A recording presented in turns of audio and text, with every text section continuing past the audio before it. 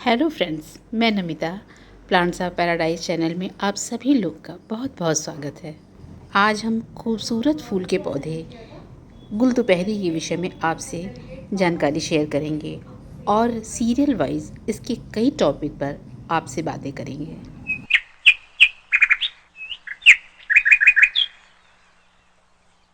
तो सबसे पहला टॉपिक नाम गुल दोपहरी फूल के पौधे के और भी कई नाम होते हैं।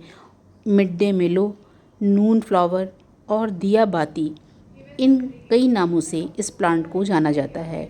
इसको इंग्लिश में पेंटापेट्स कहा जाता है। क्यों इस प्लांट को गुल दोपहरी, मिड डे मेलो, नून फ्लावर और दिया बाती कहते हैं, इसको मैं आगे वीडियो में आपको बताऊंगी। दूसरा टॉपिक नेचर। ये बहुत हार्डी प्लांट होता है। हार्डी प्लांट का मतलब ऐसा प्लांट जो हर परिस्थिति में, प्रतिकूल परिस्थिति में भी ग्रो कर जाता है। धूप, पानी, बरसात, ठंडक सभी ये अधिक हो या कम हो सह लेता है और एक जैसा बना रहता है। ये प्लांट बहुत आसानी से ग्रो हो जाता है। बहुत ही कम मेहनत में खिलने वाला ये फूल है। इसकी देखभाल बहुत आसान होती है और बिगिनर्स के लिए ये प्लांट बहुत ही अच्छा होता है। अगर बिगिनर्स प्लांट लगाने के लिए सोच रहे हैं या लगाना भी चाहते हैं तो उनके लिए प्लांट बहुत ही अच्छा और सस्ता प्लांट होता है। तीसरा टॉपिक कलर। इस प्लांट में दो रंग के फूल आते हैं, वाइट यानी सफ़ेद और रेड लाल रंग के फूल आते हैं। लाल रंग के ही फूल ज़्यादा दिखाई देते हैं और ये इस प्लांट के फूल रेड कलर के जो फूल होते हैं वो देखने में बहुत ही सुंदर लगते हैं। जब ये ब्लूम होते हैं तो खिलते हैं तो बहुत ही खूबसूरत दिखाई देते हैं। इस प्लांट के फ्लावर स्टेम में पत्तियों के पास से ही खिलते हैं। बिल्कुल पत्तियों के नीचे ही इसके फ्लावर खिलते हैं और इसकी जो पत्तियाँ होती हैं वो लंबी होती हैं और पतली होती हैं। साइड में दोनों तरफ के जो इसके किनारे होते हैं उसमें हल्के से डिज़ाइन बनी होती है। गुल दोपहरी के पौधे का जो तना होता है यानी स्टेम, वो 5 से 7 फुट के करीब लंबा हो जाता है। इसीलिए ये तना नीचे की तरफ ना झुक जाए, क्योंकि कभी कभी फूल बहुत ज़्यादा हो जाते हैं स्टेम पर या बहुत तेज़ हवा चलती है तो ये तना झुक के नीचे चला आता है। इसलिए इसके स्टेम के बगल में एक पतली डंडी लगा करके, कोई स्टिक लगा करके और एक पतली रस्सी या प्लास्टिक की रस्सी से इसके तने को बांध देना चाहिए। अब चौथा टॉपिक फ्लावर खिलने का समय। इस प्लांट के फ्लावर 11-12 बजे दोपहर के वक्त खिलते हैं। प्लांट पर जैसे ही धूप पड़ती है वैसे ही ये फ्लावर ब्लूम होने लगते हैं। इसीलिए इसको गुल दोपहरी या नून फ्लावर या मिड डे मेलो के नाम से जाना जाता है। दिन के बीच के समय यानी 3 से 4 बजे के समय ये फ्लावर पूरी तरह से मेच्योर होकर के दिए के आकार के हो जाते हैं। इसलिए इस प्लांट को दिया बाती प्लांट भी कहते हैं। दिन भर सारे फूल खिले रहते हैं और सुबह के वक्त ये सभी फूल ज़मीन पर गिर जाते हैं। रात होते ही इस पौधे की सारी पत्तियां नीचे की तरफ झुक जाती हैं, नीचे की तरफ लटकी हुई सी नज़र आती हैं। पांचवा टॉपिक इस पौधे को ग्रो करने का टाइम।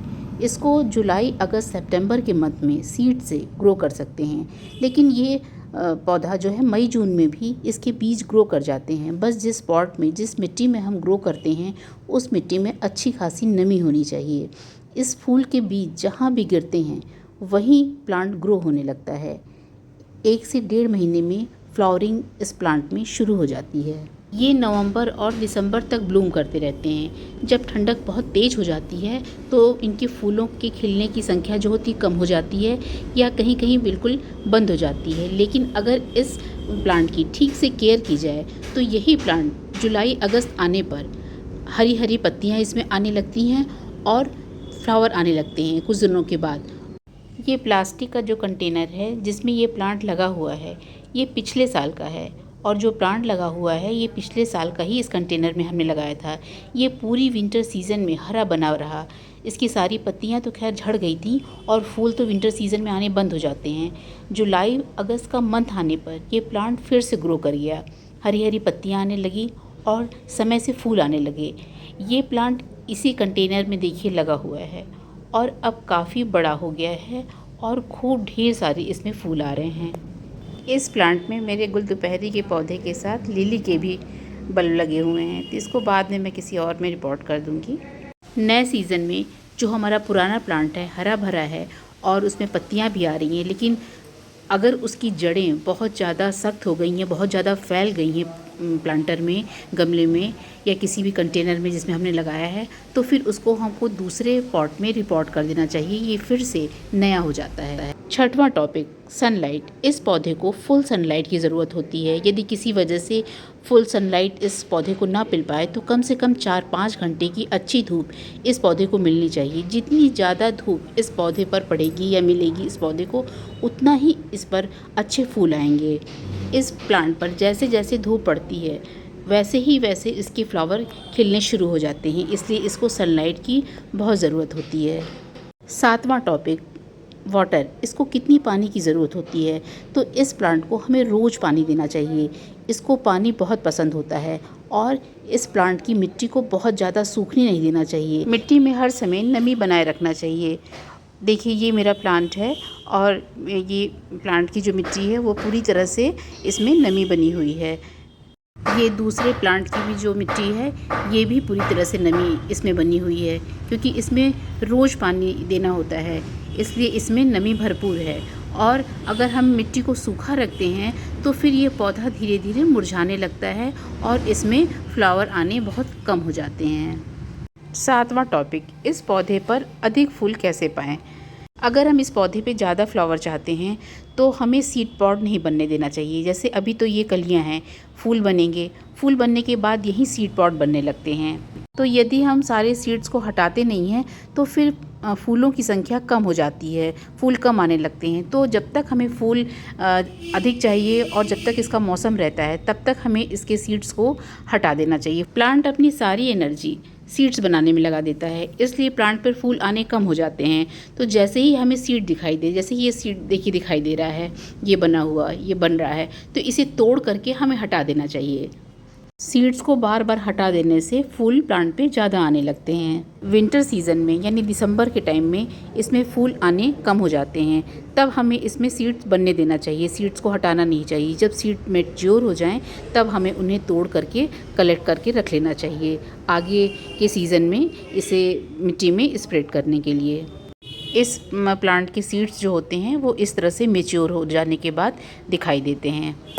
आठवां टॉपिक, फर्टिलाइज़र। इस प्लांट को फर्टिलाइज़र की बहुत ज़रूरत नहीं होती है।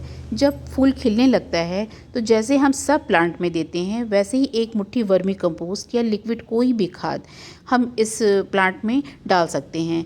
तो अगर हम प्लांट में डाल देते हैं खाद तो प्लांट को एनर्जी तो मिलती ही है और फ्लावर भी अच्छे से ब्लूम होने लगते हैं। तो वैसे ही ये प्लांट जो होता है बिना खाद के भी अच्छी फ्लावरिंग करता है। आठवां टॉपिक, इस प्लांट को बुशी कैसे बनाएं यानी घना कैसे बनाएं? तो इस प्लांट को बुशी बनाने के लिए इसकी पिंचिंग कर देनी चाहिए। जब ये पौधा थोड़ा छोटा ही हो तभी इसकी टिप को ऊपर से थोड़ा काट देना चाहिए या हाथों से थोड़ा तोड़ देना चाहिए, जिससे ये प्लांट और भी ब्रांचेस निकालता है किनारे किनारे से और बुशी होता जाता है। तो फ्रेंड्स, इस फ्लावर को अपने गार्डन में कितने लोगों ने लगाया है इसके लिए हमें कमेंट करके ज़रूर बताइएगा।